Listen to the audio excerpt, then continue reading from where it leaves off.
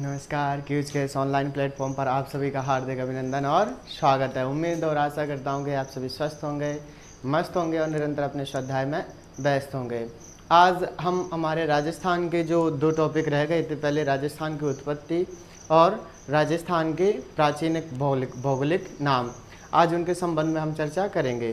तो आज हम चर्चा करने जा रहे हैं किसके? प्राचीन भौगोलिक नामों के बारे में, कि राजस्थान में जो प्राचीन प्रदेश थे, प्राचीन क्षेत्र थे, उन क्षेत्रों को किस नाम से जाना जाता था, किस क्षेत्र में किस वंशजों के शासन के द्वारा उस क्षेत्र को किस नाम से पुकारा जाने लगा। कहीं पर जातियां सर्वाधिक थी, उस जाति विशेष की वजह से उस क्षेत्र विशेष का नाम भी पड़ गया। ठीक है। तो और कई जो हमारे अंतर्राज्यीय सीमा बनाते हैं जो ज़िले, उनके भी कई अन्य ज़िलों के या अन्य राज्यों के साथ में जो प्रदेश आता है, उसकी वजह से उनके भौतिक प्रदेशों के नाम परिवर्तित हो गए। तो आज हम इसी संदर्भ में चर्चा करेंगे कि राजस्थान के किस क्षेत्र को किस नाम से जाना जाता है, क्योंकि हमें इतना पता होना चाहिए कि हमारे राजस्थान को, इस प्रदेश को इस नाम से जाना जाता है, तो आधे से क्वेश्चन तो हमारे ऐसे ही सॉल्व हो जाते हैं। तो चलिए शुरुआत करते हैं आज हम किसके। तो शुरुआत करते हैं हम राजस्थान के ऐतिहासिक स्थलों की वर्तमान स्थिति, यानी जो प्राचीन ऐतिहासिक स्थिति स्थल या भौतिक स्थल हैं, आज उनकी वर्तमान में स्थिति क्या है, वर्तमान में उनको किस नाम से पुकारा जाता है, आज उनके बारे में हम अध्ययन करेंगे। ठीक है।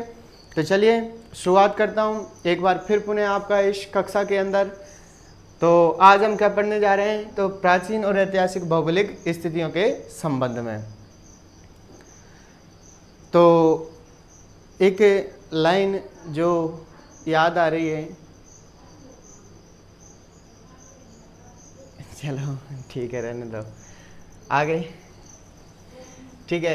ये जो हमारा राजस्थान है, राजस्थान का जो दक्षिणी प्रदेश है, कौन सा? दक्षिणी प्रदेश। दक्षिणी प्रदेश से तात्पर्य, इसके अंदर आने वाले जिले कौन कौन से हैं? तो डूंगरपुर, बांसवाड़ा और प्रतापगढ़। तो ये जो तीनों का क्षेत्र है, ये संयुक्त रूप से किस नाम से जाना जाता है? तो बागड़ के नाम से जाना जाता है। किस नाम से जाना जाता है? बागड़ प्रदेश के नाम से जाना जाता है। ये कहाँ स्थित है? तो दक्षिणी राजस्थान में। कहाँ पर? दक्षिणी राजस्थान के अंदर स्थित है। यहाँ हमारा कौन सा? बांसवाड़ा, डूंगरपुर और प्रतापगढ़, जो तीनों का क्षेत्र है वो किस नाम से जाना जाता है? बागड़ प्रदेश के नाम से जाना जाता है। इसमें भील जनजाति सर्वाधिक देखने को मिलती है। ठीक है। कौन सी जनजाति? तो भील जनजाति सर्वाधिक देखने को मिलती है। कहाँ पर? बागड़ प्रदेश में। एक और है हमारा बांगड़ प्रदेश। कौन सा? बांगड़ प्रदेश। याद रखना, ये तो बागड़ है, जहाँ नीचे बिंदी वो नीचे है। ठीक है। राजस्थान के नीचे है। एक है बांगड़ प्रदेश। बांगड़ प्रदेश जो हमारे अरावली का पश्चिम वाला क्षेत्र है, ये वाला, यहाँ पर देखने को मिलता है हमें। कौन सा? तो बांगड़ प्रदेश।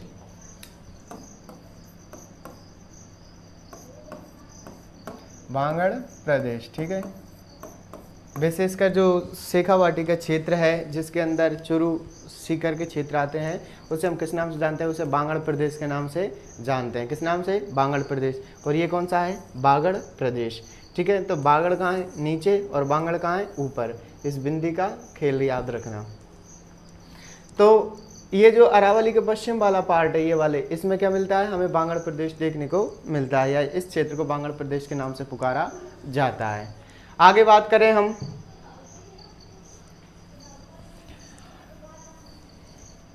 आगे ये वाला पूर्वी क्षेत्र है। कौन सा क्षेत्र है? पूर्वी क्षेत्र, जिसके अंदर A, B, C और D। ठीक है। A, B, C, D यानी कि अलवर,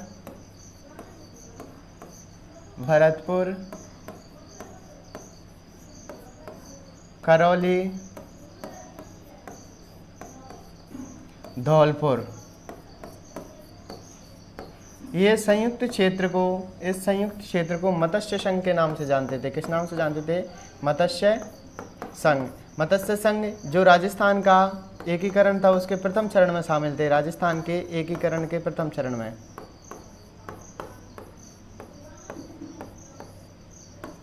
एकीकरण के प्रथम चरण में शामिल थे। एकीकरण के क्या थे?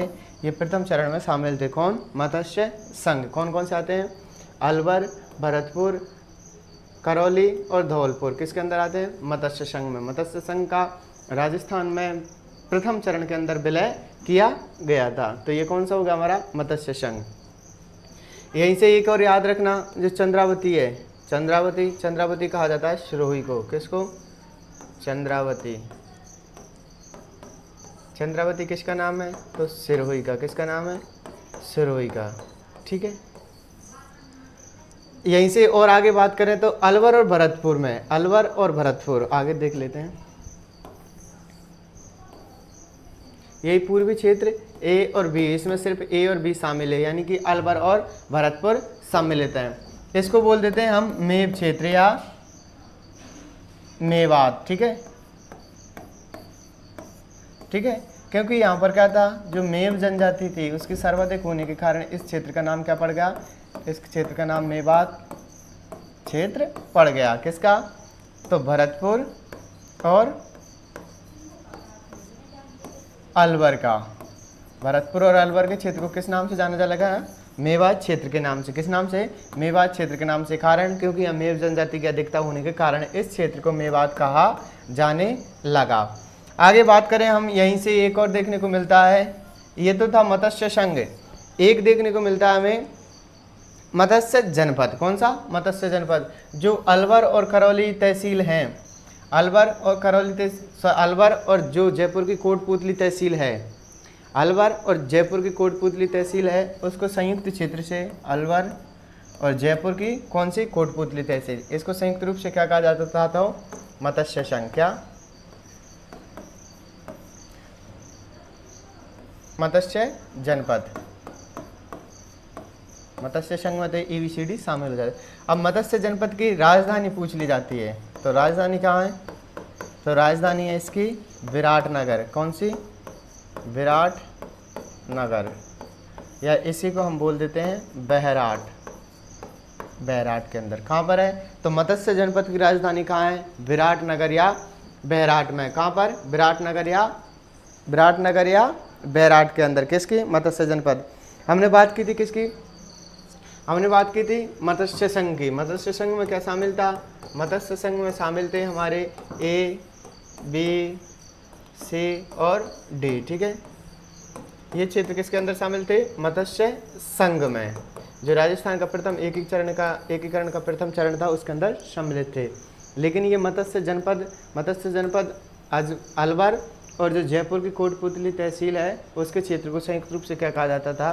तो मत्स्य जनपद के नाम से जाना जाता था। इसकी राजधानी की बात करें तो वो थी विराटनगर या बैराट। ये कहाँ पड़ती है? जयपुर के अंदर। आगे बात करते हैं, और भी जनपद थे हमारे यहाँ। सूरसेन जनपद, जो हमारा पूर्वी राजस्थान था उसे प्राचीन समय में क्या कहा जाता था? सूरसेन जनपद। क्या? सूरसेन जनपद। सूरसेन जनपद की राजधानी याद रखना। राजधानी क्या थी? क्योंकि कई बार पूछ भी ली गई है। राजधानी थी मथुरा। क्या थी? मथुरा। ठीक है, क्या थी? मथुरा। कई जगह मैथुरा भी लगता है।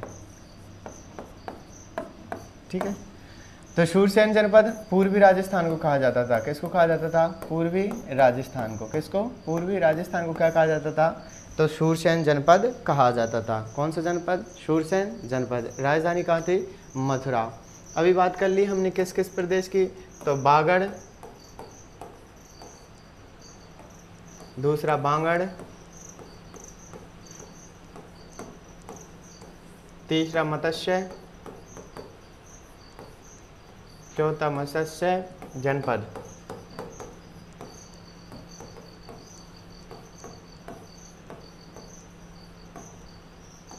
पांचवा हमने बात की सूरसेन जनपद की। किसकी? सूरसेन जनपद की। ठीक है, तो ये हमारा पूर्वी राजस्थान हो जाता है। इनको इस नामों से भी जाना जाता है। अब आगे और हम चर्चा करते हैं तो इस वाले क्षेत्र की, उत्तर वाले की, जो गंगानगर हनुमानगढ़ का क्षेत्र है, गंगानगर प्लस हनुमानगढ़ का क्षेत्र है, इसे प्राचीन समय में क्या कहा जाता था? तो योद्धय के नाम से जाना जाता था। योद्धय प्रदेश किसे कहा जाता था? योद्धय प्रदेश। तो वो किसको कहा जाता था? गंगानगर और हनुमानगढ़ को।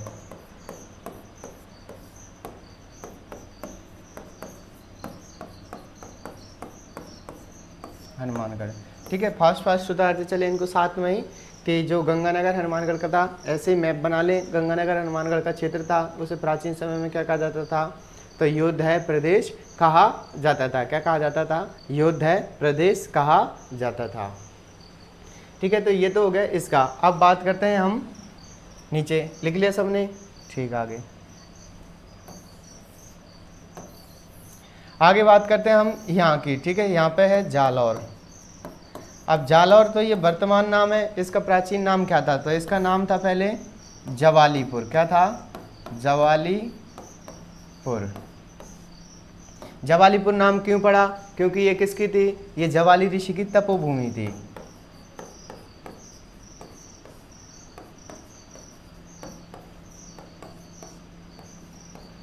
ऋषि की तपोस्थली। क्या था कि जवाली ऋषि की तपोस्थली थी, इस वजह से इसका नाम क्या पड़ा? जवालीपुर। वर्तमान में नाम क्या है? तो वर्तमान में नाम है जालौर। क्या नाम है?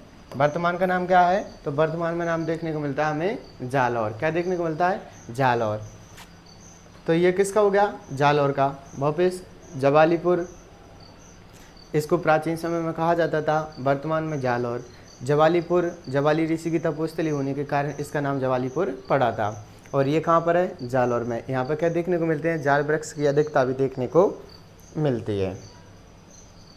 जंगल प्रदेश में भी जाल वृक्षों की अधिकता देखने को मिलती है।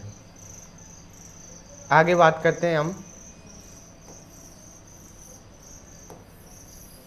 ठीक है, तो यहाँ पे हमें देखने को मिलता है दक्षिण पूर्वी पठार। कौन सा? दक्षिण पूर्वी पठार। और यहाँ पर एक और देखने को मिलता है, इसमें कुछ सम्मिलित जिले, जिसे हाड़ौती का पठार कहते हैं। हाड़ौती पठार। तो हाड़ौती पठार में कौन कौन से शामिल हैं? तो कोटा, बारां, झालावाड़ और बूंदी। कौन से हैं? कोटा, बारां, झालावाड़, बूंदी। ये किस में है? तो हाड़ौती के पठार में। किस में? हाड़ौती के पठार में। कौन कौन से हैं? तो कोटा, बारां, बूंदी, झालावाड़। बोली पूछ ली जाती है तो कौन सी बोली बोली जाती है यहाँ पर? हाड़ौती। हाड़ौती बोली बोली जाती है। इसे हाड़ौती क्यों कहा गया? क्योंकि यहाँ पर हाड़ा वंशजों का शासन था। ठीक है, हाड़ा वंशजों के कारण यहाँ पर बोली कौन सी बोली जाती है? हाड़ौती। और ये इसको किस नाम से जाना जाता है? हाड़ौती के पठार के नाम से। कौन कौन से जिले आते हैं? कोटा, बारां, झालावाड़, बूंदी। इसके अंदर सम्मिलित जिले हैं। किसमें? हाड़ौती के पठार में। ठीक है, आगे बात करें हम, ये तो कौन सा हो गया? हाड़ौती का पठार। यहाँ पे एक और देखने को मिलता है, वो है चंबल बीड़ प्रदेश। कौन सा प्रदेश? चंबल बीड़ प्रदेश। तो चंबल बीड़ प्रदेश की बात करें तो यहाँ पर जो चंबल नदी का उद्गम होता है, और चंबल नदी जानापाव, मऊ की पहाड़ी से, 84गढ़, चित्तौड़ से प्रवेश करके राजस्थान के अंदर आती है। तो ये ऐसी नदी है, एकमात्र नदी है जो सर्वाधिक उत्खात करती है, सर्वाधिक बेडलैंड का निर्माण करती है। कौन करती है? चंबल। तो इसको हम क्या बोल देते हैं? चंबल बीड़ प्रदेश। चंबल बीड़ प्रदेश। चंबल बीड़ प्रदेश के अंदर क्या क्या बात करते हैं? जो चंबल नदी है, चंबल नदी, ये चंबल नदी क्या है? उत्खात भूमि का निर्माण करती है। उत्खात भूमि। उत्खात भूमि को हम बेडलैंड के नाम से भी जानते हैं। किस नाम से जानते हैं? बेडलैंड के नाम से भी जानते हैं। किसको? तो उत्खात भूमि को। आगे बात करते हैं हम इसका विस्तार। तो इसका विस्तार सर्वाधिक देखने को मिलता है हमें सवाई माधोपुर के अंदर। कहाँ पर देखने को मिलता है? सवाई माधोपुर के अंदर। किसका? तो चंबल बीड़ प्रदेश का सर्वाधिक विस्तार कहाँ देखने को मिलता है? सवाई माधोपुर के अंदर। इसमें और कौन कौन शामिल होते हैं? तो इसमें करौली, जिसे डांग की रानी कहा जाता है। डांग की रानी क्या कहा जाता है? डांग की रानी कहा जाता है। किसको? करौली को। और कौन सा क्षेत्र आता है? तो इसके अंदर धौलपुर सम्मिलित होता है। कौन सम्मिलित होता है? धौलपुर। और आंशिक बूंदी। आंशिक बूंदी का क्षेत्र इसके अंदर सम्मिलित होता है, किसमें? चंबल बीहड़ प्रदेश में। तो चंबल बीहड़ प्रदेश की बात करें तो जो चंबल नदी का प्रभाव क्षेत्र है या चंबल नदी का बहाव क्षेत्र है, उसके अंदर जो भूमि का जो अवनाली का अपर्दन करती है या उत्खात करती है या बेडलैंड का निर्माण करती है, इसी वजह से इस सारे प्रदेश को चंबल बीहड़ प्रदेश के नाम से जाना जाता है। इसकी बात करें तो सर्वाधिक विस्तार हमें देखने को मिलता है धौलपुर के अंदर, करौली के अंदर। करौली को हम डांग की रानी के नाम से जानते हैं। और इसके अंदर जो सवाई माधोपुर है, इसमें इसका सर्वाधिक विस्तार देखने को मिलता है। और फिर हमारा बाकी रहा कौन सा? तो इसमें बूंदी का जो आंशिक क्षेत्र है वो भी सम्मिलित होता है, किसमें? चंबल बीहड़ प्रदेश में। तो यहाँ से दोनों याद रखना, हाड़ौती का पठार, कोटावारा, झालावाड़। हाड़ौती बोली जाती है, हाड़ा वंशजों ने शासन किया था, इस वजह से इस प्रदेश का नाम हाड़ौती पड़ गया था, ठीक है। और पठार तो यहाँ पर थे ही सही। तो ये हमारे कौन से हो गए? हाड़ौती के पठार और जो हमारा चंबल बीहड़ प्रदेश था। बागड़ की बात करें तो बागड़ दक्षिणी राजस्थान के अंदर था, डूंगरपुर बांसवाड़ा के क्षेत्र सम्मिलित था। यहाँ पर भील जनजाति सर्वाधिक देखने को मिलती है। बात करें फिर हमने बागड़ के बाद में बांगड़ पढ़ा था, अरावली के पश्चिम क्षेत्र में सीकर चुरू का जो क्षेत्र है उसके अंदर हमें बांगड़ प्रदेश देखने को मिलता है, ठीक है। इसके बाद की थी हमने मत्स्य संघ और मत्स्य जनपद की। मत्स्य संघ में EVCD जो राजस्थान के प्रथम चरण के अंदर सम्मिलित थे वो ही मत्स्य संघ में शामिल थे। मत्स्य जनपद की बात की थी तो हमने अलवर और जयपुर का कुछ कोटपुतली वाली तहसीलें थी, उनको मत्स्य क्षेत्र के नाम से जाना जाता था या मत्स्य जनपद के नाम से जाना जाता था। जिसकी राजधानी की बात करें तो वो राजधानी थी विराटनगर या वहराट, वर्तमान स्थिति जयपुर के अंदर है।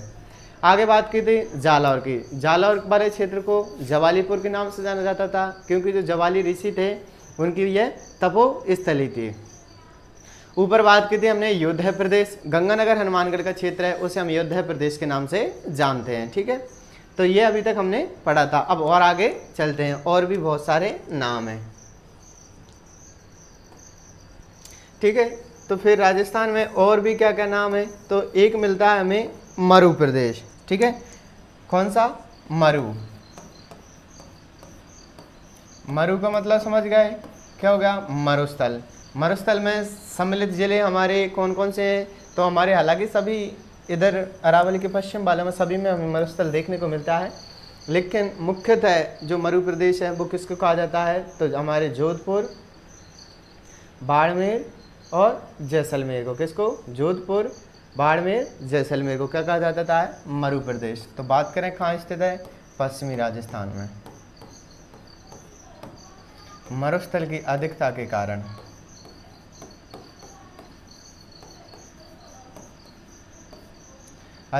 कारण क्या नाम रख दिया?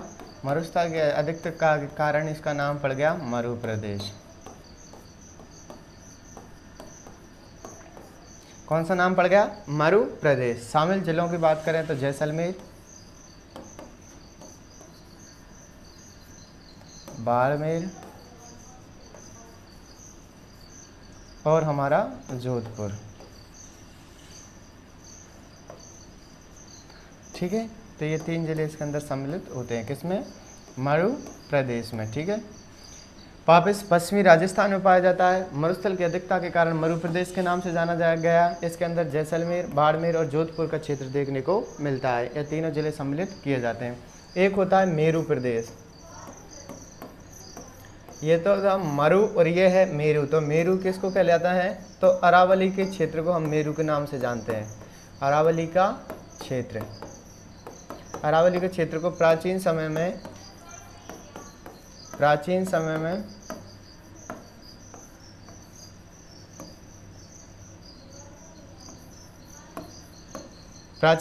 क्या कहा जाता था? तो मेरू कहा जाता था। क्या कहा जाता था? तो मेरू कहा जाता था। किसको? तो जो अरावली वाला क्षेत्र था इसे प्राचीन समय में क्या कहा जाता था? मेरू। और मरु की बात करें तो मरुस्थल को मरु कहा जाता था। आगे बात करें एक मांड क्षेत्र, मरु हो गया, मेरू हो गया, मांड क्षेत्र। तो जैसलमेर है, यहाँ पर एक क्षेत्र देखने को मिलता है मांड क्षेत्र। इसका नाम कैसे पड़ा? मांड गायकी के कारण। किसके कारण?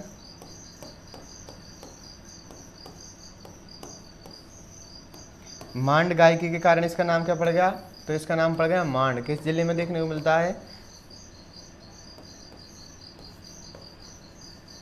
तो जैसलमेर के अंदर देखने को मिलता है। कौन सा क्षेत्र? तो मांड क्षेत्र। तो हमने बात की यहाँ पर कौन सा था, यहाँ पर था युद्ध प्रदेश। यहाँ मत्स्य और मेव मत्स्य और मत्स्य जनपद। इसके बाद में यहीं पर हमें देखने को मिल रहा था कौन सा, तो सूरसेन जनपद। यहाँ देखा था बागड़, यहाँ देखा था बांगड़, ये था मेरू और ये था मरु, ठीक है। और यहाँ पर थी चंद्रावती, यानी इसे सिरोही को कहा जाता था। किसको कहा जाता था? सिरोही को कहा जाता था। आगे बात करें हम, और बात की थी हमने जालौर की, तो जालौर को जवालीपुर कहा जाता था, ठीक है।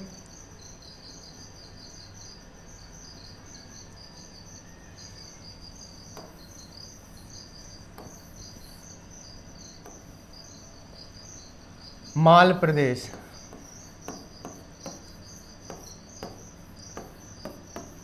कौन सा प्रदेश? माल प्रदेश। सेम लोकेशन हाड़ौती के पठार के, या जो हाड़ौती के जिले हैं उनको सम्मिलित किया जाता है। कौन कौन से? कोटा, बारां, झालावाड़।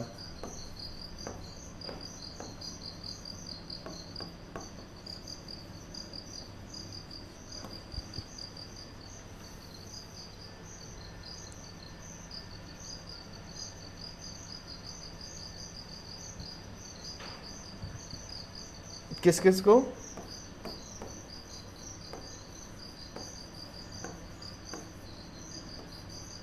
ठीक है, कोटा, बारां, झालावाड़ और बूंदी,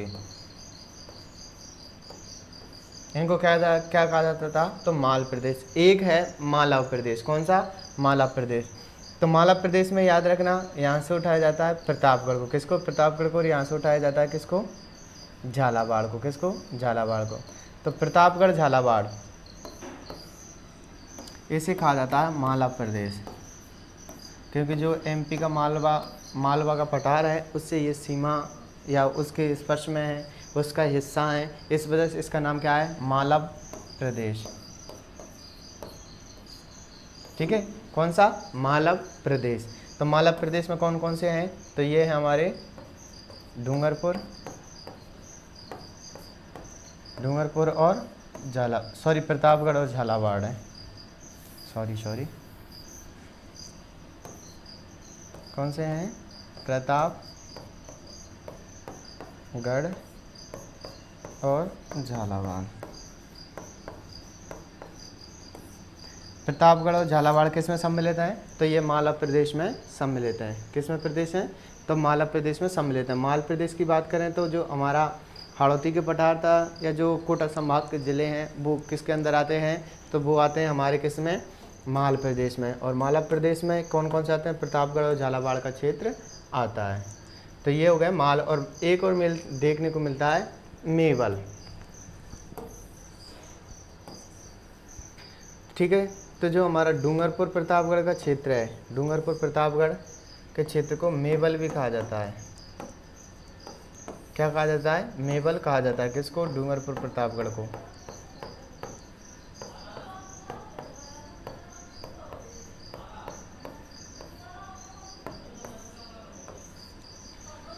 मेवल किसे कहा जाता है? तो डूंगरपुर प्रतापगढ़ के क्षेत्र को मेवल के नाम से जाना जाता है। किसको जाना जाता है? तो मेवल किसको जाना जाता है? डूंगरपुर प्रतापगढ़ के क्षेत्र को मेवल के नाम से जाना जाता है। आगे बात करें हम,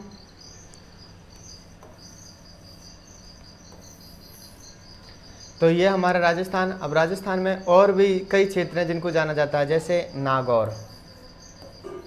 किसको? नागौर को। नागौर को क्या कहा जाता था? तो अहि छत्रपुर।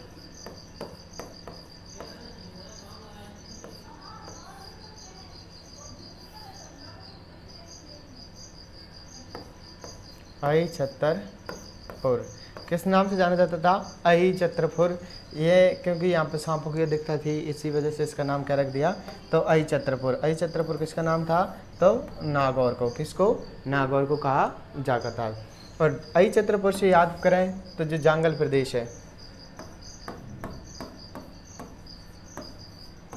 जांगल धरवाद शाह, जांगल प्रदेश की राजधानी थी, वो कौन सी थी? तो जांगल प्रदेश की राजधानी तो वो थी अहि छत्रपुर। कौन सी थी? अहि छत्रपुर। राजधानी कौन सी थी? तो अहि छत्रपुर। जांगल प्रदेश कौन से क्षेत्र को कहा जाता है? तो जो हमारा बीकानेर है, बीकानेर, उसके क्षेत्र को जांगल प्रदेश के नाम से जाना जाता था। वापस जांगल प्रदेश बीकानेर वाले क्षेत्र को जाना जाता था। इसकी राजधानी थी अहिछत्रपुर। अहिछत्रपुर कहाँ है? तो नागौर के अंदर स्थित है, और नागौर का पुराना नाम भी क्या था? अहिछत्रपुर। ठीक है, तो ये जांगल प्रदेश और अहिछत्रपुर दोनों याद रखना। अब बात करते हैं हम राठ प्रदेश की। किसकी? राठ प्रदेश। तो जो 30 सेंटीमीटर से कम वर्षा वाला क्षेत्र है, विशेषकर इसमें शुष्क मरुस्थल को सम्मिलित किया जाता है। ठीक है, इसकी बात करें तो कौन सी बात कर रहे थे हम? राठ प्रदेश की। किसकी? राठ प्रदेश की। इसमें कौन से शामिल किया जाता है? शुष्क मरुस्थल। किसको? शुष्क मरुस्थल को सम्मिलित किया जाता है। बात करें जिले, तो इसमें जो शुष्क मरुस्थल के अंदर जिले आते हैं हमारे जैसलमेर, बाड़मेर और बीकानेर का, और थोड़ा सा आंशिक भाग जो पश्चिमी भाग है वो जोधपुर का देखने को मिलता है। किसके अंदर? तो ये देखने को मिलता है हमें राठ प्रदेश के अंदर। किसके अंदर? राठ प्रदेश के अंदर। तो इसमें शुष्क प्रदेश को सम्मिलित किया जाता है। इसे किस नाम से जानते हैं? तो इसे राठ प्रदेश के नाम से जानते हैं। किस नाम से? तो राठ प्रदेश के नाम से जानते हैं। एक और है राठी। ठीक है, कौन सा? राठी। एक तो राठी गाय की नस्ल है। क्या है? गाय की नस्ल है। गाय की नस्ल है। इसे क्या कहा जाता है? तो राजस्थान की कामधेनु। क्या कहा जाता है? राजस्थान की कामधेनु। राजस्थान की कामधेनु किस गाय को कहा जाता है? तो वो कहा जाता है राठी गाय को। किस गाय को? राठी गाय को। वापस राठ प्रदेश, शुष्क मरुस्थल का जो क्षेत्र था उसे राठ प्रदेश के नाम से जाना जाता है। और जो हमारा राठी है वो एक गाय की नस्ल भी है, और एक राठी प्रदेश भी हमें देखने को मिलता है। जो हमारा अलवर साइड का बेल्ट है, अलवर में अहिरवाट प्रदेशों के कारण यहाँ के उसको अहिरवाट या राठी प्रदेश के नाम से भी जाना जाता था। आगे चर्चाएं करेंगे उसकी भी। उससे पहले और बात करते हैं, यहाँ क्या था हमारा? बागड़। ये इसको क्या कहा गया था? मेरू। ठीक है, इस वाले प्रदेश को क्या कहा गया? क्या कहा? तो इसको कहा था बांगड़। यहाँ क्या देखने को मिला था? तो यहाँ पे माल प्रदेश और हाड़ौती का पठार। हाड़ौती के पठार और माल प्रदेश दोनों कहाँ देखने को मिले थे? यहाँ। बात की थी हमने हाड़ौती के बाद में, माल के बाद में किसकी? तो मालवा की। मालवा में डूंगरपुर और प्रतापगढ़ और झालावाड़। प्रतापगढ़ झालावाड़ किस में किया गया था? तो मालवा प्रदेश के अंदर। यहाँ बात की थी मेव प्रदेश, मेव जाति की अधिकता के कारण। दूसरा मत्स्य प्रदेश, जो पहले चरण में राजस्थान की ABCD।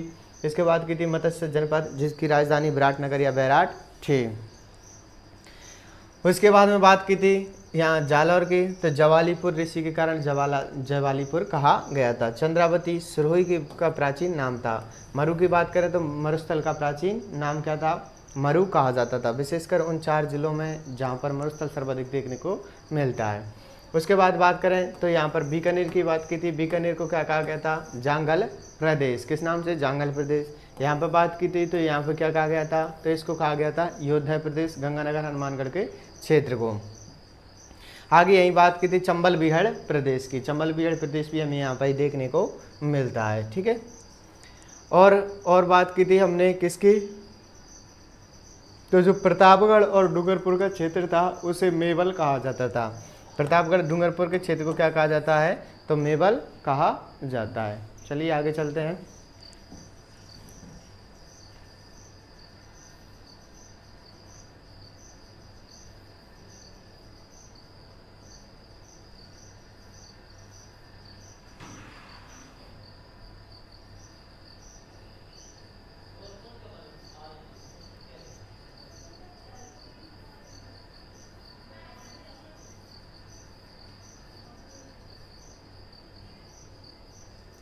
अब बात करते हैं हम राठ या अहिरवाट की। किसकी? राठ या अहिरवाट की।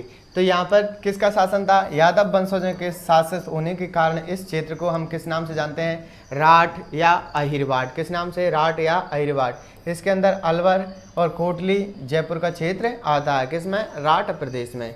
और राठी है, सॉरी मैंने आपको राठ में राठी है वो राजस्थान की कामधेनु गाय भी है, और राठी वो जैसलमेर का क्षेत्र है जहाँ पर 25 सेंटीमीटर से कम वर्षा होती है, उसको राठी प्रदेश कहा जाता है। इसमें जैसलमेर, बीकानेर और बाड़मेर के क्षेत्र सम्मिलित होते हैं। जबकि राठ को याद रखना, ये अलवर, जयपुर की भी कौन सी कोटपुतली तहसील, इसे राठ या अहिरबाट के नाम से जानते हैं। आगे बात कर ली हमने मरु की, तो जो पश्चिम मरुस्थल या शुष्क मरुस्थल का क्षेत्र है जिसमें जैसलमेर, बाड़मेर, जोधपुर को सम्मिलित किया जाता है। ठीक है, तो इस प्रदेश को किस नाम से जाना जाता है? तो इस प्रदेश को मरु प्रदेश के नाम से जाना जाता है। आद की थी मेरू की, तो जो राजस्थान है, राजस्थान के अंदर जो अरावली है उसका प्राचीन नाम क्या था? तो मेरू था। आगे शेखावाटी, तो शेखावत वंशजों के द्वारा शासित होने के कारण, शेखावत वंशजों के शासित होने के कारण इसको क्या कहा जाता है? तो इसे क्या कहा जाता है? शेखावाटी। शामिल जिले सीकर, चुरू, झुंझुनू। कौन कौन से? सीकर, चुरू, झुंझुनू। आगे इसी से याद रखना तोराबाटी, जो कांतली का अबवा क्षेत्र है, शेखावाटी में ही देखने को मिलता है हमें क्या? तोराबाटी। क्यों? क्योंकि जो कातली का अब्बा क्षेत्र है उसे क्या कहा जाता है? तोराबाटी, क्योंकि यहाँ पे क्या था? तंवर वंशजों के लिए प्रसिद्ध थी। इसमें सम्मिलित जिले हैं सीकर, झुंझुनू। जो हमारी कांतली नदी है उसके अब्बा क्षेत्र को हम क्या कह देते हैं? तो तोराबाटी। नाम पड़ने के कारण, क्योंकि यहाँ पर तंवर वंशजों का शासन था। किसका? तंवर वंशजों का शासन था। तो कातली के अब्बा प्रभाग को तोराबाटी कहा जाता है। बात करें शेखावाटी, तो शेखावत वंशजों के कारण सीकर, चुरू, झुंझुनू के क्षेत्र को। आगे बात करें बीड़। बीड़ एक घास है जो कि यहाँ के चारागाह मैदानों में देखने को मिलती है। कहाँ पर? शेखावाटी में।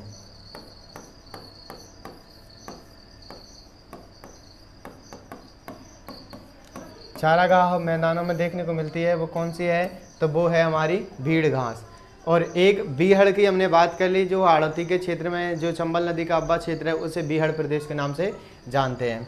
अब बात करते हैं हम थल्ली की। किसकी? थल्ली मरुस्थल का ऊंचा उठा भाग। जैसे ये कोई मरुस्थल है, मरुस्थल का ऊंचा उठा भाग, इसमें क्या होता है कि जैसे ये मरुस्थल है, ठीक है, ऐसे तो नहीं होते हैं, ये पर्वत बन जाएंगे, पर ये से याद रखना मरुस्थल कि जैसे कोई टीले हैं, ठीक है, ये हमने मरुस्थल को मान लिया। तो इसके अंदर जो जमीन, ये जगह बन जाती है जिसके अंदर पानी भर जाता है।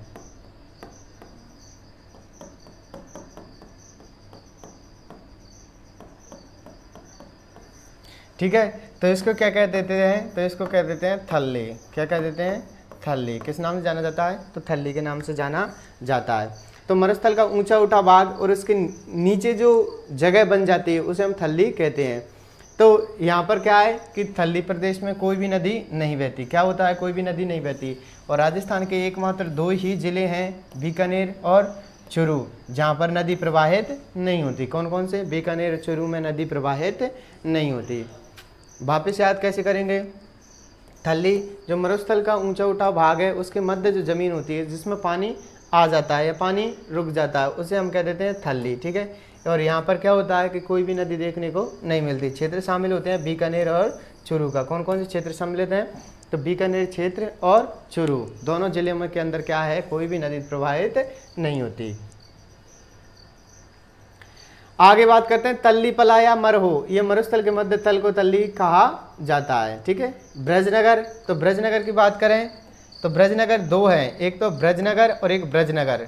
ये भरतपुर, क्योंकि जो हमारी यूपी है और यूपी के पास में क्या है? तो यूपी के पास में हमारी मथुरा, वृंदावन, मथुरा, वृंदावन, यानी कि जो कृष्ण भगवान के आसपास का क्षेत्र है, वहाँ पर ब्रज बोली की अधिकता होने के कारण जो भरतपुर का क्षेत्र है उसमें भी ब्रज बोली का प्रभाव देखा जाता है। इसी वजह से उसे ब्रजनगर के नाम से जाना जाता है। किसको? भरतपुर को। बात करें ब्रजनगर की। किसकी? ब्रजनगर की। तो जो झालावाड़ का झालरापाटन शहर है, झालावाड़ का झालरापाटन शहर है, उसे प्राचीन समय में ब्रजनगर के नाम से भी जाना जाता था। झालावाड़ का प्राचीनतम शहर कौन सा था? तो वो था झालरापाटन। और झालरापाटन को क्या कहा जाता था? ब्रजनगर। ब्रजनगर एक और है भरतपुर, क्योंकि यह यूपी से सीमा साझा करता है और यूपी से सीमा साझा करने के कारण में जो श्री कृष्ण की जन्मभूमि मथुरा, वृंदावन, श्रीधाम से ये अपनी सीमा लगाता है। तो यहाँ की जो बोली है, ब्रज बोली है, जो बोली जाती है वो यहाँ पर बोलने लग गए, ठीक है, भरतपुर के अंदर इसका प्रयोग करने लग गए। इसी वजह से इस प्रदेश का नाम भी क्या पड़ गया, ब्रज प्रदेश। कौन सा प्रदेश, ब्रज प्रदेश। ब्रज प्रदेश से दो याद रखना, तल्ली पलायो क्या है, तल्ली पलायो वो झीलें हैं, ठीक है, सॉरी उसमें नहीं थी वो झीलें, झीलें इसमें हैं, उसमें थल्ली था, क्या था, थल्ली। तो थल्ली तो ये ऊंचा उठा भाग होता है, मरुस्थल है ये, कोई मरुस्थल है, इसका जो ऊंचा उठा भाग है इसे क्या कह देते हैं, तो इसे कह देते हैं हम थल्ली के नाम से। जबकि तल्ली, तल्ली या पलायो, मरो पलायो, जो इनके अंदर जो झीलें बन जाती हैं, ठीक है, इनके अंदर जो झीलें बन जाती हैं या जो पानी का जमाव हो जाता है उसे तल्ली पलायो मरे हो के नाम से जानते हैं। ये मरुस्थल के मध्य स्थित तल को तल्ली कहा जाता है। इन दो की बात करी ली। आगे चलते हैं हम भौराट। कौन सा, भौराट और भौमट। कौन सा, भौराट और भौमट। अब बात करते हैं हम भौराट और भौमट की। तो जो कुंभलगढ़ और राजसमंद, कुंभलगढ़ राजसमंद का, गोगुंदा उदयपुर का, ठीक है। तो इन दोनों के मध्य जो पठार स्थित है, इसको मैंने बताया भी था, कुंभलगढ़ और गोगुंदा, यानी कि आज राजसमंद और उदयपुर। कौन सा, राजसमंद और उदयपुर। राजसमंद का कौन सा क्षेत्र है, तो कुंभलगढ़। कौन सा, कुंभलगढ़। कौन सा क्षेत्र है, कुंभलगढ़। और उदयपुर की बात करें तो कौन सा क्षेत्र है, गोगुंदा। कौन सा क्षेत्र है, गोगुंदा। तो गोगुंदा, उदयपुर और कुंभलगढ़ राजसमंद के मध्य स्थित पठार को हम किस नाम से जानते हैं, तो भौराट। कौन सा, भौराट। तो भौराट का पठार कहाँ किसके मध्य स्थित है, तो ये कुंभलगढ़ राजसमंद से गोगुंदा उदयपुर के मध्य स्थित है। इस वाले पठार को क्या कह देते हैं, तो इसको कह देते हैं हम भौराट का पठार। कौन सा पठार, भौराट का। एक और इससे मिलता जुलता है भौमट का। किसका, भौमट का। तो भौमट में याद रखना उदयपुर तो है ही सही, और साथ में डूंगरपुर भी है, ठीक है। उदयपुर के साथ में क्या है, डूंगरपुर है। तो और बड़ा बना लेते हैं, ठीक। बात करें हम थोड़ा सा, ये एग्जैक्ट लोकेशन है नहीं है, लेकिन याद रखना, याद रखने के लिए ये राजसमंद और ये उदयपुर, ठीक है। इन दोनों के मध्य जो पठार स्थित है, इन दोनों के मध्य जो पठार स्थित है, इसे किस नाम से जानते हैं, तो भौराट के पठार के नाम से। रा से याद रखना, रा से राजसमंद, ठीक है, क्योंकि उदयपुर दोनों के अंदर देखने को मिलता है। उदयपुर हमें क्या होता है, दोनों के अंदर देखने को मिलता है। किस किस के, तो राजसमंद और उदयपुर के मध्य, ठीक है। तो हमें जो उदयपुर है वो दोनों में कॉमन है। क्या है, उदयपुर दोनों के अंदर कॉमन है, और ये उदयपुर के अंदर स्थित है। कहाँ पर है, उदयपुर के अंदर स्थित है, ठीक है। तो ये कहाँ पर है, भौराट का पठार राजसमंद से उदयपुर के मध्य। राजसमंद का क्षेत्र देखा था हमने, कौन सा था, कुंभलगढ़। कौन सा था, कुंभलगढ़। कौन सा था, कुंभलगढ़। और उदयपुर का क्षेत्र था गोगुंदा। उदयपुर का कौन सा था, गोगुंदा। तो गोगुंदा और राजसमंद के मध्य स्थित पठार को हम भौराट के पठार के नाम से जानते हैं। इसी तरह हमने एक और पठार देखा था भौमट का। किसका, भौमट का। तो भौमट की बात करें तो यहाँ पे हमारा कौन सा, डूंगरपुर। यहाँ पे उदयपुर। तो भौमट का पठार डूंगरपुर और उदयपुर के मध्य है, भौमट पठार, ठीक है। तो ये किस किस के मध्य है, तो डूंगरपुर और उदयपुर। डूंगरपुर उदयपुर के मध्य कौन सा है, तो भौमट का पठार। इसमें क्या होता है, इसमें भील जनजाति देखने को मिलती है। कौन सी जनजाति, भील जनजाति। भील जनजाति की सर्वाधिक देखने को मिलती है, तो कहाँ पर, भौमट पठार के अंदर। कहाँ पर, भौमट पठार के अंदर। चलिए आगे चलते हैं। तो दोनों समझ में आ गए, भौमट का भील जनजाति सर्वाधिक देखने को मिलती है, और ये उदयपुर से डूंगरपुर के मध्य स्थित है।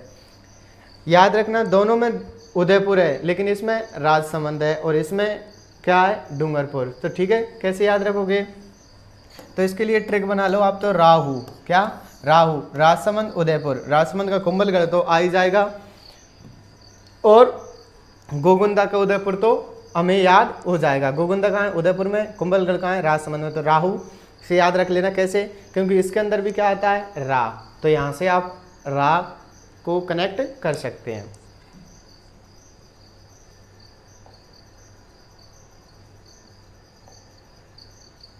आगे बात की थी हमने माल की, ठीक है, माल की बात की थी। तो आप 1 मिनट इन्हें उतारें।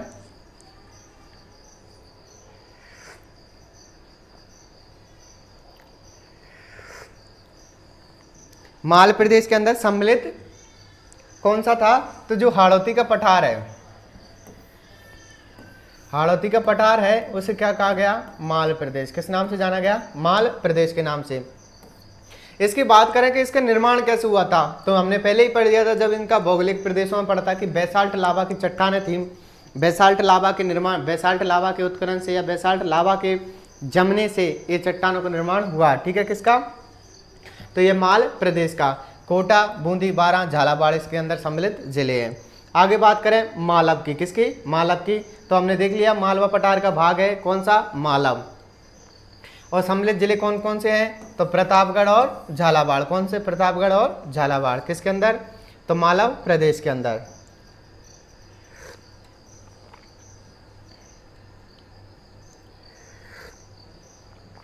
अब बात करते हैं मेवात की। किसकी? मेवात की। तो हमने हालांकि बात पहले ही कर ली कि जो अलवर भरतपुर का क्षेत्र था, मेव जाति की अधिकता के कारण मेवात कहा गया। इनकी लोकेशन एक बार और देखते चलें जो स्थायी रूप से मेमोरी बन जाए। अलवर भरतपुर, ठीक है। अलवर भरतपुर के क्षेत्र को मेव कहा गया, मेवात कहा गया क्योंकि यहाँ पे मेव जाति की अधिकता थी। इसके बाद में मेवल, तो जो डूंगरपुर और बांसवाड़ा है, डूंगरपुर और बांसवाड़ा के क्षेत्र को क्या कहा गया? मेवल। ठीक। आगे मत्स्य संघ। मत्स्य संघ ABCD हमने इसकी बात कर ली, तो इस क्षेत्र को मत्स्य संघ कहा गया था, ठीक है। मत्स्य क्षेत्र अलवर के दक्षिण पूर्व में स्थित है और राजधानी थी विराटनगर। यह हमारा जो अलवर है, अलवर के क्या है? दक्षिण पश्चिम के अंदर स्थित है और इस क्षेत्र को क्या कहा गया था? मत्स्य क्षेत्र, और जिसकी राजधानी थी विराटनगर या बैराट, वर्तमान जयपुर के अंदर। अब बात करते हैं मेवाड़ की। किसकी? मेवाड़ की। तो मेवाड़ की बात यह है कि जो गोहिल शासित थे, जहां पर गोहिल वंश ने शासन किया, उस प्रदेश को किस नाम से जानते हैं? तो उसे जानते हैं हम मेवाड़ के नाम से। किस नाम से? मेवाड़ के नाम से। इसके अंदर सम्मिलित जिले कौन से हैं? तो सबसे पहले उदयपुर, चित्तौड़, भीलवाड़ा और राजसमंद, ठीक है। तो ये इसके अंदर सम्मिलित जिले हैं। किसमें? मेवाड़ में। मेवाड़ के अंदर सम्मिलित जिले हैं क्योंकि यहाँ पर जो गोहिल थे, जो गोहिल वंशजों के शासन होने के कारण, गोहिलों का यहाँ पर राज होने के कारण इस प्रदेश को मेवाड़ के नाम से जाना जाता था, ठीक है। और एक और है मारवाड़, जो पश्चिमी राजस्थान है, जिसके अंदर जोधपुर संभाग है, जोधपुर संभाग, जोधपुर डिविजन्स है, उसके प्रदेश को किस नाम जानते हैं? मारवाड़। तो मेवाड़ जो हमारा उदयपुर, भीलवाड़ा, चित्तौड़ और राजसमंद का क्षेत्र है उसे तो मेवाड़, और मारवाड़ कहा जाता है पश्चिमी राजस्थान का जो जोधपुर संभाग है।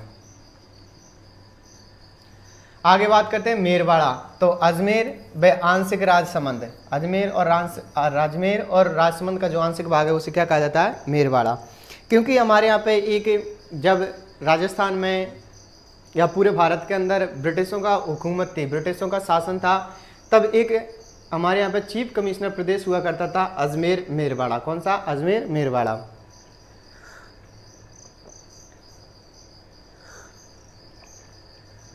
तो अजमेर मेरवाड़ा की बात करें तो कौन कौन सम्मिलित हैं? तो अजमेर व आंशिक राजसमंद, ठीक है। योध्या प्रदेश की हमने बात कर ली, जो राजस्थान का उत्तरी क्षेत्र है जिसमें गंगानगर, हनुमानगढ़ का क्षेत्र सम्मिलित है, योध्या प्रदेश के नाम से जाना जाता है। जांगल प्रदेश की बात की थी कि जो बीकानेर का क्षेत्र है उसे जांगल प्रदेश कहा जाता था और इसकी राजधानी थी कौन सी? अहिछत्रपुर।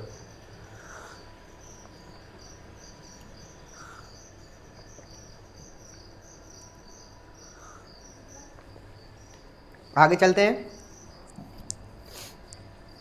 आगे बात करें हम सफादलक से। सफादलक से जो चौहान वंश थे, जो चौहानों का शासन था अजमेर के आसपास, अजमेर के चौहानों का जो क्षेत्र था वो किस नाम से जाना गया? सफाद लक्ष्य से। सफाद लक्ष्य से तात्पर्य था कि 1.25 लाख गाँव का समूह। क्या कहा जाता था? इसका शाब्दिक अर्थ देखा जाता है तो 1.25 लाख गाँव का समूह था। कौन सा? सफाद लक्ष्य। बात करें कौन कौन से थे, अजमेर, नागौर और आंशिक जयपुर। कौन कौन से क्षेत्र शामिल थे, अजमेर का, नागौर का और आंशिक जयपुर का। किसमें, तो सपादलक्ष में। किसका शासन था, तो इसमें शासन था चौहानों का। ढूंढाड़, जो ढूंढ नदी का क्षेत्र है जयपुर दौसा टोंक में, जो ढूंढ नदी का क्षेत्र है उसे हम किस नाम से जानते हैं, तो उसे जानते हैं हम ढूंढाड़ प्रदेश के नाम से। किस प्रदेश के नाम से, ढूंढाड़। ठीक है, सपादलक्ष से ये क्या था, चौहान वंशजों द्वारा प्रथम शासित प्रदेश होने के कारण सपादलक्ष कहलाया। आगे बात करते हैं कुरुक्षेत्र और शूरसेन। शूरसेन की तो बात हमने कर भी ली।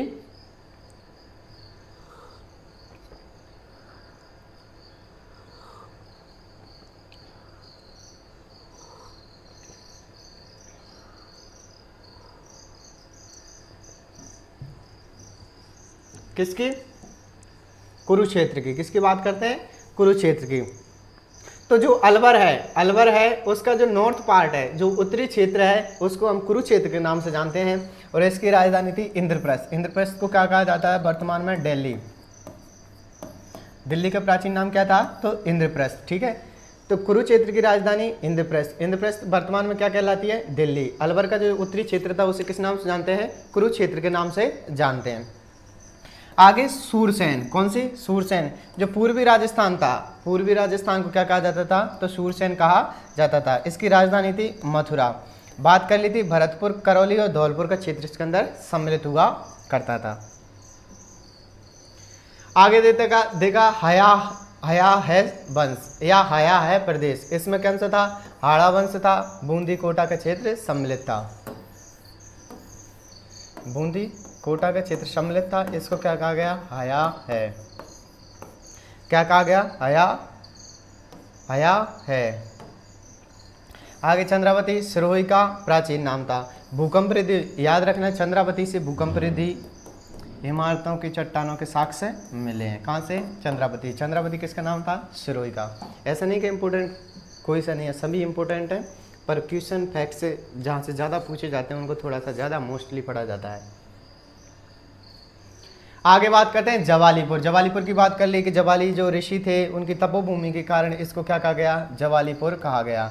जाल वृक्षों की अधिकता देखने को मिलती है और ये कहाँ है वर्तमान में, जालौर के अंदर। मलानी जो मलानी घोड़े हैं उनके पाए जाने के कारण या मल्लीनाथ जी के कारण इस क्षेत्र का नाम मलानी पड़ा था। ठीक है, ये कहाँ देखने को मिलता है, बाड़मेर में। मल्लीनाथ का पशु मेला भी लगता है तिलवाड़ा बाड़मेर के अंदर। तिलवाड़ा बाड़मेर में किसका, मल्लीनाथ पशु मेला।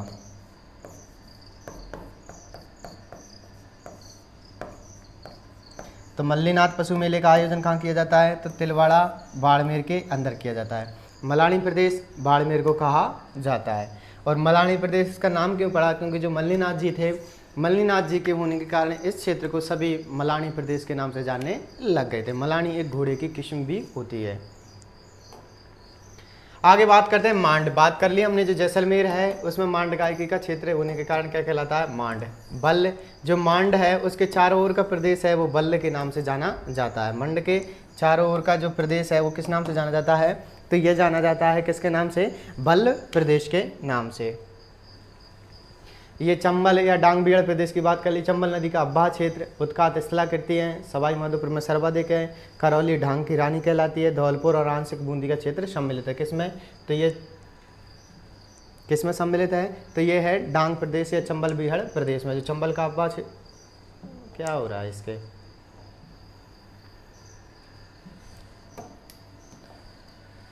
चंबल का जो अब्बा क्षेत्र है, चंबल के अब्बा क्षेत्र को हम किस नाम जानते हैं, डांग प्रदेश के नाम से जानते हैं। ठीक है, इसमें कौन कौन से, धौलपुर, करौली, हमारी बूंदी और कौन सा शामिल होता है, तो सवाई माधोपुर। सवाई माधोपुर में क्या होता है, सर्वाधिक देखने को मिलता है। करौली को डांग की रानी के नाम से जाना जाता है। ये बेडलैंड का निर्माण करती है, या जो अबनालिका अपर्दन, ये अबनालिका अपर्दन करने वाली नदी है कौन सी, चंबल। राजस्थान की कामधेनु के नाम से जाने जाते हैं। राजस्थान की सबसे लंबी नदी है। उद्गम पूछा जाता है, जानापाव मऊ की पहाड़ी मध्य प्रदेश से होता है। राजस्थान में 84 गढ़ से तौर से प्रवेश करती है। राजस्थान में 3 बांध हैं और कुल 4 बांध इस चंबल परियोजना पर बने हुए हैं। 3 बांधों से विद्युत उत्पादन की जाती है। सिर्फ कोटा बैराज को से सिंचाई उपलब्ध करवा दी जाती है। कोटा बैराज से 14 लिफ्ट नहरें निकाली गई हैं, जिनमें से 6 6 एमपी को और 8 राजस्थान को प्रदान सुरक्षा सुविधा प्रदान करती हैं। आगे बात करते हैं हम, तो ये तो जब पूरे हो गए, ठीक है। तो ये तो थी आज की हमारी क्लास। आज इसके अंदर हमने सभी को अच्छे से देखा। एक बार फिर से रिवाइज कर लेते हैं फटाफट 5 मिनट में, जिससे आपको और अच्छे से स्मृति में आ जाए। आज हमने पढ़े थे राजस्थान के प्राचीन व ऐतिहासिक स्थलों की या भौगोलिक स्थलों की वर्तमान स्थिति। इसमें बात की थी हमने सबसे पहले, चलो इनको छोड़ो,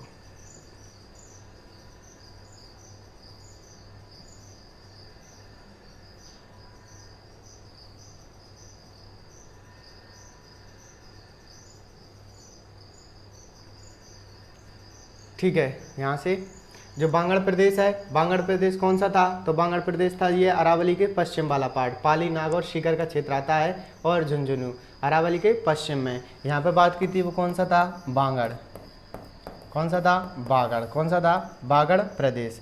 ये कौन सा है, ये बिंदी का ही तो खेल है।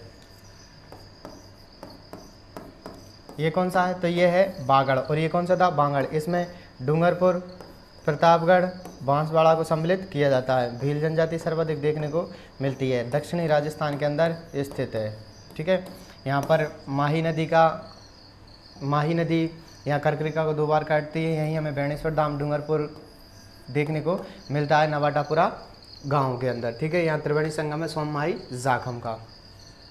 अब्दुल्ला पीर की दरगाह भी कहाँ पर है, तो बांसवाड़ा के अंदर। कहाँ पर है, बांसवाड़ा के अंदर। और जो फेमस गलियाकोट में उर्स बोहरा संप्रदाय का उर्स लगता है, गलियाकोट उर्स गलियाकोट के अंदर कहाँ पर, डूंगरपुर के अंदर। याद रखना, गलियाकोट में उर्स लगता है, और जबकि अब्दुल्ला पीर की मकबरा कहाँ है, तो वो है बांसवाड़ा के अंदर। अभी दोनों क्वेश्चन पूछे गए थे हाल ही में। यहीं पे हमें मानगढ़ पहाड़ी देखने को मिलती है। मानगढ़ हत्याकांड जो कि 1913 के अंदर हुआ था। यहाँ पर कई किसानों की क्या था कि गोली चलवा करके हत्याएं करवा दी गई थी। अभी हाल ही में प्रधानमंत्री नरेंद्र मोदी जी भी यहाँ पर आए और इसको अशोक गहलोत जी के द्वारा राष्ट्रीय स्मारक का घोषित करवाने की मांग रखी थी। तो याद रखना, करंट का क्वेश्चन भी है। राठ या अहिरवाड़ प्रदेश, राठ यादव वंशजों द्वारा शासित क्षेत्र, अलवर, कोटली और जयपुर का क्षेत्र आता है। राठी जहाँ पर 25 सेंटीमीटर से कम वर्षा होती है, जैसलमेर, बीकानेर, बाड़मेर का क्षेत्र। आगे बात की थी मरु, तो पश्चिमी मरुस्थल या शुष्क मरुस्थल का क्षेत्र है, जैसलमेर, बाड़मेर, जोधपुर का क्षेत्र आता है। मेरु अरावली का प्राचीन नाम है। बात की थी शेखावाटी की, तो शेखावत वंशजों द्वारा शासित प्रदेश है, सीकर, चुरू, झुंझुनू का क्षेत्र इसके अंदर सम्मिलित होता है। तोरावाटी की बात की थी, तो जो कांतली नदी का अववाह क्षेत्र था या तवर वंशजों द्वारा शासित प्रदेश था, उसे तोरावाटी कहा जाता था।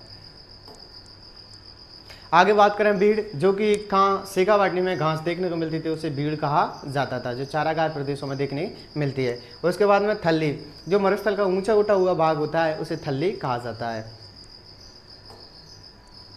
इसके बाद तल्ली, मरहो या पलायो, जो मरुस्थल ऊंचा उठा है उसके नीचे जो स्थल का भाग होता है जिसके अंदर पानी जमा हो जाता है, उसे हम तल्ली, मरहो या पलाया कहते हैं।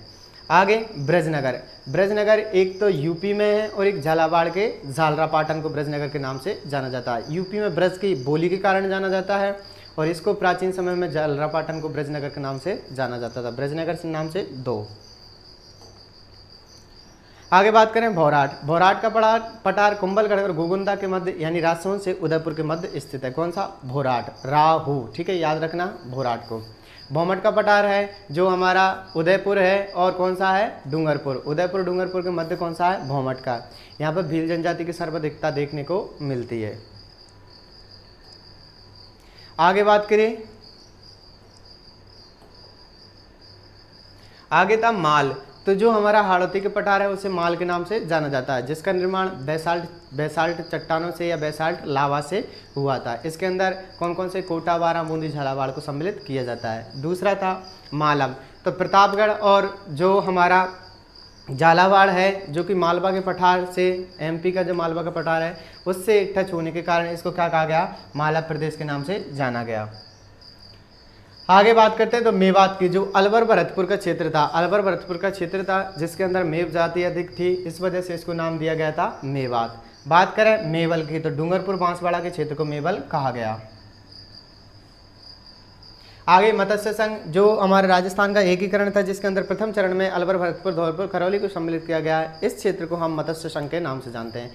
वहीं बात की थी मत्स्य क्षेत्र, तो मत्स्य क्षेत्र के अंदर जो उसकी राजधानी थी वो थी विराटनगर या बैराट, और उसमें जो अलवर का दक्षिण पश्चिम क्षेत्र है वो स्थित है किसमें, मत्स्य क्षेत्र में। आगे है मेवाड़, गोहिल वंशजों के द्वारा शासित प्रदेश को मेवाड़ के नाम से जाना जाता है। इसमें कौन कौन से आते हैं तो उदयपुर, भीलवाड़ा, राजसमंद और चित्तौड़गढ़ इसके अंदर सम्मिलित जिले हैं। इसके बाद बात की थी मारवाड़ की, किसकी, मारवाड़ की, तो जो पश्चिमी राजस्थान है, पश्चिमी राजस्थान जोधपुर संभाग वाला उसे मारवाड़ कहा गया। आगे मेरवाड़ा, तो हमारे यहाँ पर चीफ कमिश्नरी यूनियन टेरिटरी भी हुआ करती थी, कौन सी, अजमेर मेरवाड़ा, ठीक है। तो इसमें अजमेर और आंशिक राजसमंद का भाग सम्मिलित करते हैं किसमें, मेरवाड़ा में, अजमेर मेरवाड़ा में, तो ये कौन सा है, सिर्फ मेरवाड़ा। योद्ध है, गंगानगर हनुमानगढ़ का क्षेत्र योद्ध है। जांगल प्रदेश, जो बीकानेर का क्षेत्र है, बीकानेर का क्षेत्र को क्या कहा जाता है, जांगल प्रदेश। राजधानी पूछी जाती है तो अही छतरपुर। आगे बात की थी सपादलक्ष्य, 1.25 लाख गांव का समूह को सपादलक्ष्य कहा जाता था। चौहान वंशों द्वारा शासित क्षेत्र था। अजमेर, नागौर और आंशिक जयपुर का क्षेत्र सम्मिलित किया जाता है। बात करें ढूंढाड़ की, तो ढूंढ नदी के आसपास का क्षेत्र था उसे ढूंढाड़ के नाम से जाना जाता था, और जयपुर दौसा टोंक इसका क्षेत्र है। कुरुक्षेत्र, तो जो अलवर का उत्तरी भाग था, अलवर का उत्तरी भाग था, कुरुक्षेत्र कहलाता था। राजधानी कहलाती थी इसके कौन सी, तो राजधानी थी इंद्रप्रस्थ। इंद्रप्रस्थ की वर्तमान स्थिति दिल्ली। सूरसेन, तो पूर्वी राजस्थान को सूरसेन प्रदेश के नाम से जाना जाता था। राजधानी थी मथुरा, और यहाँ इसका विस्तार था भरतपुर, करौली और धौलपुर के अंदर। आगे बात की थी हया है, तो जो हाड़ा वंश था उसके शासन प्रदेश को क्या कहा गया, हया है। कोटा, बूंदी इसके अंदर शामिल है। चंद्रावती सिरोही का प्राचीन नाम था, और यहाँ पर भूकंप रोधी इमारतों के अवशेष प्राप्त हुए हैं। भूकंप रोधी जो इमारतें हैं उसके अवशेष प्राप्त हुए हैं कहाँ से, चंद्रावती से। आगे बात करते हैं जवाली, तो जवाली ऋषि की तपी क्षेत्र या जवाली ऋषि के क्षेत्र को जवालीपुर के नाम से जाना गया है। यहाँ जाल वृक्षों की अधिकता देखने को मिलती है, और इसका विस्तार जालौर में मिलता है। बात की थी मलानी, मलानी बाड़मेर के अंदर देखने को मिलता है, और ये किसका है, तो ये यहाँ पर मल्लीनाथ जी के होने के कारण इस क्षेत्र को मलानी कहा गया था। मलानी से याद रखना एक घोड़े की नस्ल भी है। राठी से याद रखना राठी गाय की नस्ल है, जिसे राजस्थान की कामधेनु कहा जाता है। आगे मांड, जो जैसलमेर में मांड गायकी यानी मांड गायकी जहाँ पर प्रसिद्ध थी, उसी क्षेत्र को मांड गायकी के नाम से या मांड के नाम से जाना जाने लगा। और जो मांड के चारों तरफ का क्षेत्र था, मांड के चारों तरफ का क्षेत्र था, उसे बल्ल कहा जाने लगा। आगे बात करते हैं बिहार प्रदेश, जो चंबल का भाव क्षेत्र है। हालांकि इसकी विस्तृत हमने चर्चा कर ली, फिर भी चंबल का भाव क्षेत्र है। इसके अंदर जो अपनाली का अपर्दन होते हैं, उत्खात होता है, उसे हम किस नाम से जानते हैं, तो उसे जानते हैं हम चंबल बिहार प्रदेश के नाम से। इसके अंदर धौलपुर में हमें सवाई माधोपुर में सर्वाधिक देखने को मिलता है, और करौली और धौलपुर और बूंदी के अंदर इसका अंश भाग दिखाई देता है। किसका, चंबल का। तो ये तो थी आज की हमारी कक्षा। तो आज हमने हमारे राजस्थान के जो भी भौगोलिक और प्राचीन स्थल थे, ऐतिहासिक स्थल थे, उनकी वर्तमान स्थिति को अभी की स्थिति के साथ में, अभी के ज़िलों के साथ में देखा कि कौन सा ज़िला किस देश के अंदर किस राज्य के अंदर स्थित था या किस ज़िले के अंदर स्थित है। तो आज हमने ये जानने का प्रयत्न किया था कि जो राजस्थान है इसको प्राचीन समय में किस किस नाम से जाना जाता था। तो हालांकि और भी कई नाम हैं जो रह गए होंगे, पर इतना विश्वास है कि जो बताया गया है उससे हमें ये याद हो जाना चाहिए कि किस क्षेत्र में कौन सा देखने को मिलता है। तो आज के लिए सिर्फ इतना ही। मिलते हैं हम कल की कक्षा में एक नए टॉपिक, एक नए विषय और एक नई चर्चा के साथ में। तब तक स्वस्थ रहें, मस्त रहें और निरंतर अपने स्वाध्याय में व्यस्त रहें, क्योंकि ज़िंदगी में समस्याएं सभी के आती हैं, पर उन समस्याओं से लड़ना भी हमें ही पड़ेगा। ठीक है, जब हम इसको खाना खिला रहे हैं तो इसका भी फ़र्ज़ बनता है कि हमारे प्रति क्या करें, प्रतिक्रियाएं करें। जब हमने बोल दिया इसको कि तू पढ़ाई कर, तो पढ़ाई क्यों नहीं करेगा? तो आपका ऊपर इसका कंट्रोल नहीं होना चाहिए, तुम्हारा कंट्रोल इसके ऊपर होना चाहिए। तो कहने का मतलब यही है कि आप अपने मन को नियंत्रित रखें, क्योंकि आजकल सामाजिक अराजकता चारों तरफ व्याप्त है। कई दृश्य हमें देखने को मिलते हैं असामाजिक तत्वों के द्वारा। तो अपने आप को स्वयं संतुलित रखें और अपने निरंतर स्वाध्याय में व्यस्त रहें, क्योंकि मंजिल आज नहीं तो कल मिल ही जानी है। तो हम इसके लिए सफलता को और पुरजोर मेहनत करें। तो आज के लिए सिर्फ इतना ही, मिलते हैं कल की कक्षा में। तब तक के लिए जय हिंद, जय भारत।